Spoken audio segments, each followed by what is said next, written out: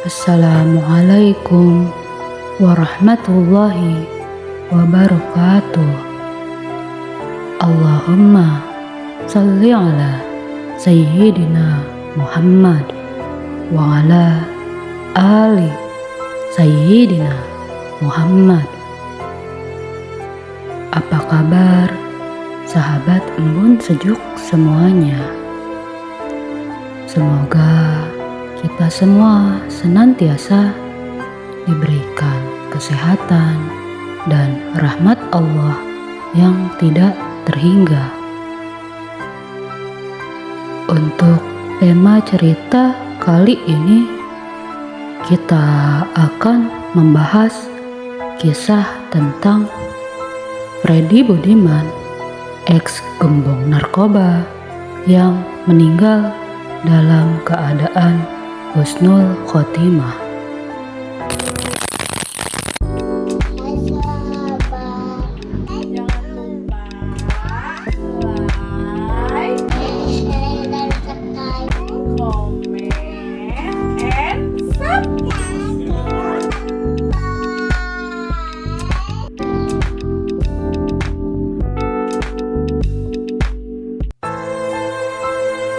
Freddy Budiman adalah seorang gembong narkoba kelas kakap yang tertangkap hingga mendapatkan hukuman mati pada Jumat dini hari tanggal 29 Juli 2016.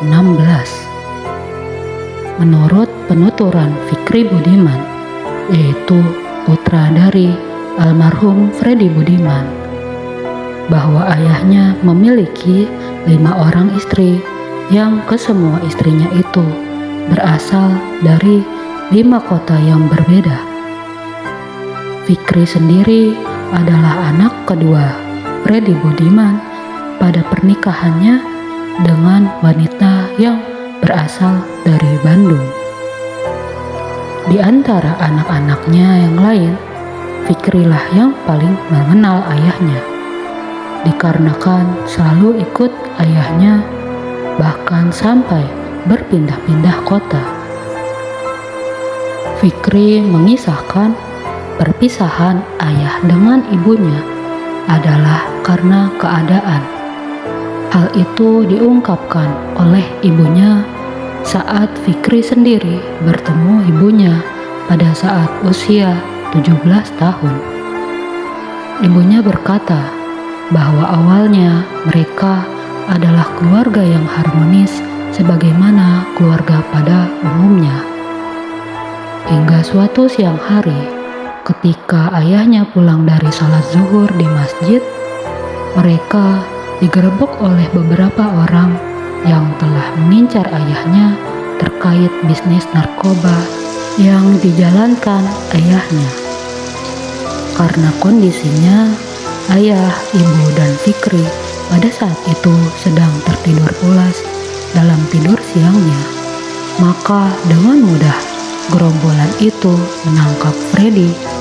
Ibunya pun menuturkan suaminya atau Freddy Budiman hilang kontak selama 1 bulan lamanya. Setelah itu barulah ada telepon dari Freddy kepada ibunya yang mengatakan bahwa Freddy dalam keadaan aman, tetapi ia tak bisa kembali lagi ke Bandung. Lalu ia menuturkan bahwa ia rindu dengan Fikri dan ingin mengajaknya bermain sebentar. Kemudian istrinya mengizinkannya. Fikri pun dijemput untuk bertemu ayahnya. Sayangnya, janji Freddy yang mengatakan untuk bermain dengan Fikri yang hanya sebentar tak direalisasikannya. Freddy mengajak Fikri untuk pindah kota, yaitu ke daerah kota Bangka. Akhirnya terpisahlah antara ibu dan anaknya karena keadaan. Di Bangka pun Freddy menikah untuk yang ketiga kalinya dan memiliki seorang anak. Dikarenakan saat itu Fikri masih kecil, maka ia seakan merasakan kasih sayang ibu kandungnya yang sepenuhnya. Hingga terulang kembali. Kejadian seperti sebelumnya. Di tahun 2006, saat Fikri menginjak kelas 4 SD, ayahnya Freddy kembali menghilang tanpa jejak. Hingga satu waktu, Fikri harus berpisah dengan keluarga yang disayanginya, yaitu ibu dan adiknya di Bangka. Omnya, yaitu adik kelima dari Freddy, Budiman, menjemputnya untuk pindah ke Jakarta. Sekitar 3 hari lamanya, Fikri kecil menangisi perpisahan dengan ibu dan adiknya. Dan dari sanalah Fikri tahu bahwa istri ketiga Freddy di Bangka yang selama ini dia anggap sebagai ibu kandungnya ternyata adalah ibu tiri. Meski begitu, Fikri tetap menyayangi ibu dan adiknya di Bangka sebagaimana sebelumnya. Freddy adalah 5 orang bersaudara dan ada 2 orang saudara Freddy yang juga mengikuti jejaknya. Yang keduanya pun telah wafat di penjara dengan kasus yang sama. Setelah ditelisik dari berbagai sumber, Freddy, laki-laki kelahiran asal Surabaya itu, memulai karirnya di dunia kejahatan sebagai seorang pencopet. Ia kemudian merantau ke Jakarta dan terlibat dalam kasus narkoba pertamanya pada tahun 1997. Pada tahun 2009, Freddy kembali tertangkap karena 500 gram sabu-sabu dan divonis hukuman penjara. Meski telah 2 kali memasuki jeruji besi, Freddy seakan tidak kapok dan kembali terlibat dalam peredaran narkoba. Hingga pada tahun 2011, ia kembali tertangkap karena memiliki ratusan gram sabu-sabu dan bahan pembuat ekstasi. Dan akhirnya pada tahun 2012, Pengadilan Negeri Jakarta Barat memvonis hukuman mati kepadanya karena disinyalir terlibat dalam kasus impor 1,4 juta butir pil ekstasi dari Tiongkok. Salah satu hal yang mengejutkan dalam kasus Freddy Budiman ialah kemampuannya untuk terus mengendalikan operasi narkoba bahkan ketika ia sedang berada di dalam penjara. Di tahun 2013, kasus kriminal Freddy kembali terungkap, yaitu ia membuat pabrik sabu di dalam lembaga permasyarakatan narkotika di Cipinang. Semakin menjelang eksekusi matinya, Freddy Budiman bertaubat dengan taubatan nasuha. Awal pertaubatan Freddy kala itu ialah kedatangan ayahnya di dalam mimpinya yang mengatakan bahwa sudah cukuplah apa yang telah diperbuat oleh Freddy. Hingga terbangun dari mimpinya, Freddy pun bertaubat dan tak mau menggunakan, mengedarkan, memproduksi, dan apapun itu segala hal yang berhubungan dengan barang haram itu. Dari pertaubatan itulah Freddy mulai melakukan sholat, puasa Daud, bahkan menghatamkan Al-Quran 7 kali dalam sehari.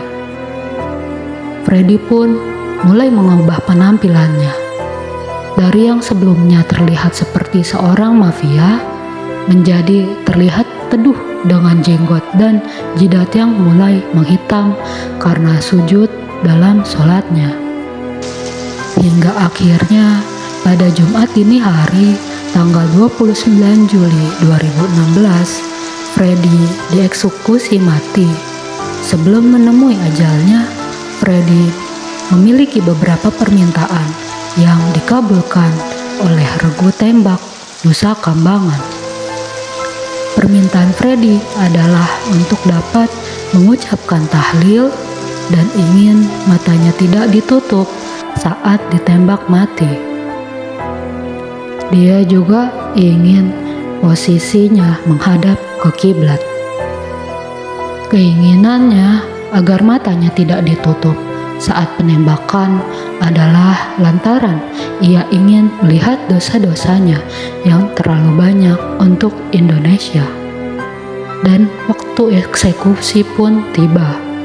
Tim regu tembak melontarkan peluru timah ke tubuh Freddy Budiman. Ada yang menarik setelah proses eksekusi itu, yaitu kesaksian jaksa yang mengungkapkan sempat mencium bau wangi setelah ditembaknya Freddy. Juga ada kesaksian dari Ustadz Fatih Karim yang mengatakan bahwa Freddy Budiman meninggal dalam keadaan tersenyum dan setelah mengucapkan bacaan tahlil. Ustadz Fatih pun menangis karena melihat foto Freddy setelah dieksekusi yang terlihat tersenyum. Juga ada keringat sebulir-bulir jagung, sebagaimana sabda Rasulullah tentang tanda-tanda orang yang husnul khotimah. Foto itu pun didapatkan Ustadz Fatih dari rekannya yang berada di lapas tersebut. Keinginannya Ustadz Fatih untuk mendapatkan foto dari Freddy setelah eksekusinya adalah dikarenakan pertemuannya di siang hari tadi sebelum eksekusi Freddy Budiman, yang kala itu Ustadz Fatih sedang mengisi kajian di dalam lapas tersebut. Dia tertarik dengan salah satu orang jamaah yang menggunakan baju putih dan berjenggot yang menangis terseduh-seduh hingga membasahi pipinya. Karena rasa ingin tahunya, Ustadz Fatih pun bertanya kepada petugas lapas tersebut, siapakah sesungguhnya laki-laki yang menangis terseduh-seduh itu. Dan petugas lapas pun menjelaskan, dia adalah Freddy Budiman, seorang gembong narkoba kelas internasional yang nanti malam akan dieksekusi mati. Setelah menjemput ajalnya, Freddy pun dimakamkan pihak keluarga di tempat kelahirannya di daerah Surabaya. Banyak pihak yang merasa kehilangan atas sosok Freddy, dan banyak muslim yang merasa iba, juga haru, serta iri atas kematian husnul khotimah dari seorang Freddy Budiman. Bagaimana sahabat embun sejuk tentang kisah yang baru saja kita dengar ini? Kita sebagai seorang muslim sudah sepatutnya untuk selalu meminta hal yang sangat penting ini, karena hal inilah yang akan menjadi gerbang kita mendapatkan kenikmatan ataukah azab untuk selama-lamanya. Maka mintalah kematian kita dalam keadaan kematian husnul khotimah, yaitu kematian yang diidamkan semua umat Rasulullah Shallallahu Alaihi Wasallam. Ya Allah biha, ya Allah biha, ya Allah bihusnil khotimah. Sahabat embun sejuk, terima kasih telah menyimak kisah ini hingga akhir. Semoga kita semua mendapatkan hikmah dan pelajaran dari kisah ini. Sampai bertemu kembali di video selanjutnya. Jangan lupa untuk subscribe, like, komen, juga share video ini agar kalian mendapatkan ladang pahala dari orang yang menontonnya.